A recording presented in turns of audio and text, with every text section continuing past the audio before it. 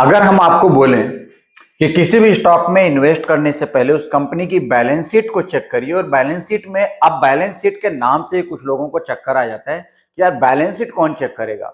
अच्छा ठीक है, बैलेंस शीट चेक कर लेते हैं भाई, कहाँ मिलेगा? स्टैंडर्ड पे मिलेगा।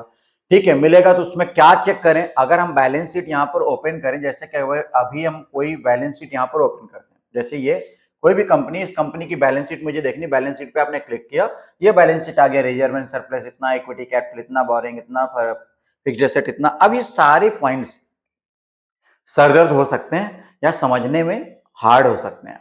बैलेंस शीट हर किसी के समझने की बस की बात नहीं है, लेकिन वहीं पर आज इस वीडियो में कुछ हम ऐसा बताने जा रहे हैं कि आपको इस बैलेंस शीट को ना चेक करके केवल एक पॉइंट ऐसा चेक करना है जहां से पूरी बैलेंस शीट चेक हो सकती है। अब उस पॉइंट को हम क्या कहते हैं, उसमें क्या हमको देखना है, इसको समझने के लिए हमको यहाँ पर थोड़ा सा ध्यान देना होगा कि देखिए, किसी भी स्टॉक का प्राइस स्ट्रॉन्ग यानी कि लॉन्ग टर्म के लिए उसका प्राइस बढ़ेगा या नहीं बढ़ेगा, उसकी सबसे बड़ी इंपॉर्टेंट चीज होती है उसकी इंट्रिंसिक वैल्यू।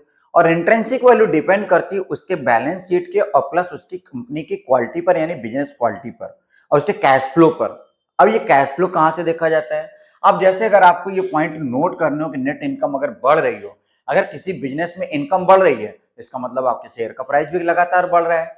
अगर एसेट पर उसको रिटर्न अच्छा मिल रहा है, या फिर अगर हम बोलें लॉन्ग टर्म का डेप्ट और एसेट्स उसका कम हो रहा है, या फिर जो है कैश फ्लो उसका बढ़ रहा है, तो ये सारे पॉइंट एक बार आपको बोरिंग लग सकते हैं। इसको कैसे देखा जाए? हालांकि आपको पता होना चाहिए, नॉलेज आपकी जितनी स्ट्रांग होगी उतनी लर्निंग स्ट्रांग होगी, और लर्निंग जितनी स्ट्रांग होगी उतना आपका अर्निंग स्ट्रांग होगी। तो उसके लिए ये पॉइंट्स हैं, अगर हम इसको गिने तो भैया कितने पॉइंट है, तो 1 2 3 4 5 6 7 8 9 9 पॉइंट होते हैं। इस 9 नंबर में कंपनी की स्कोरिंग की जाती है कि भैया फला कंपनी ने 9 में कितने नंबर पाए।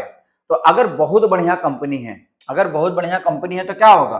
अब आप यहां पर देखिए, अगर बहुत बढ़िया कंपनी है तो उसका 9 में से 9 आ गया, इसका मतलब भैया बहुत फंडामेंटली स्ट्रांग कंपनी है।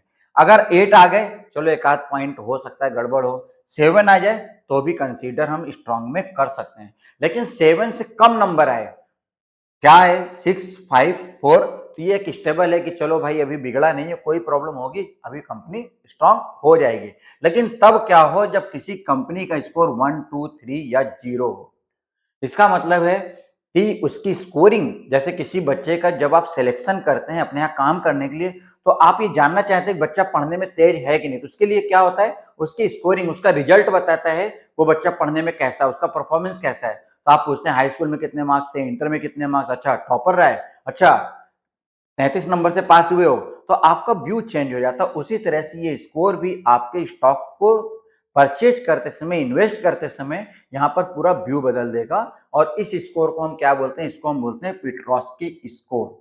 इसको हम बोलते हैं पिट्रोस्की स्कोर। तो पिट्रोस्की स्कोर हमें तब चेक करना है जब हमको ये सारे पॉइंट ना चेक करके सिर्फ एक जगह हमको भैया बता दे कोई तो उसका कितना स्कोरिंग है, तो इसी को हम बोलते हैं पिट्रोस्की स्कोर। और पिट्रोस्की स्कोर अगर 7 8 9 के पास है तो स्ट्रांग माना जाएगा।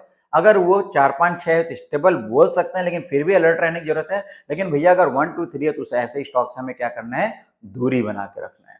अब ये स्कोरिंग कैसे हुई? वो सारी स्कोरिंग इस बेस पर की जाती है।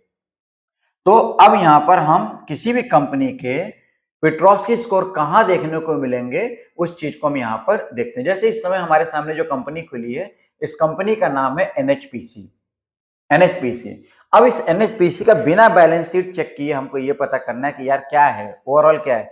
यहाँ पर दिख रहा है पेट्रोस्की स्कोर इसका कितना है? 6 है, यानी स्टेबल है।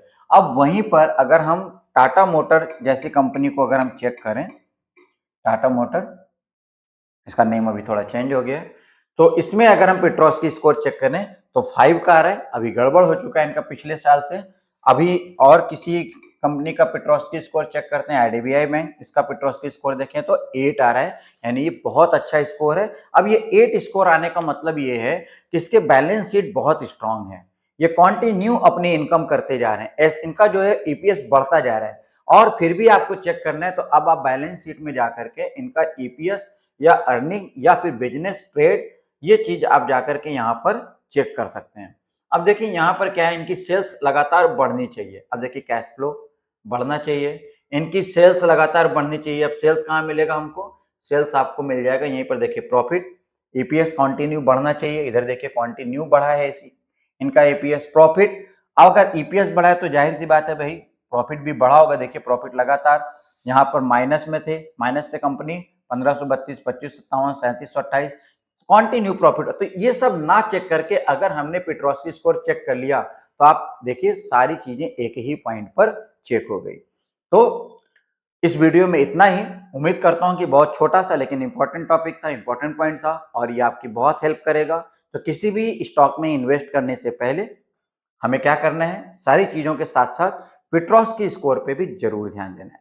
तो इस वीडियो में इतना ही, मिलते हैं नेक्स्ट वीडियो में। लेकिन इसका फीस देते जाइए आप लोग, कोई चीज फ्री की नहीं लेनी चाहिए, ठीक है। हमारे यहाँ ये माना जाता है कि जब भी कोई कुछ देता है तो हमें उसको एक्सेप्ट नहीं करना चाहिए। किसी भी चीज को फ्री में लेना अच्छा नहीं, जब तक कि आप उसको किसी भी तरीके से उसके बदले में कुछ ना कुछ पे कर देना चाहिए, ऐसा नेचर का रूल्स है।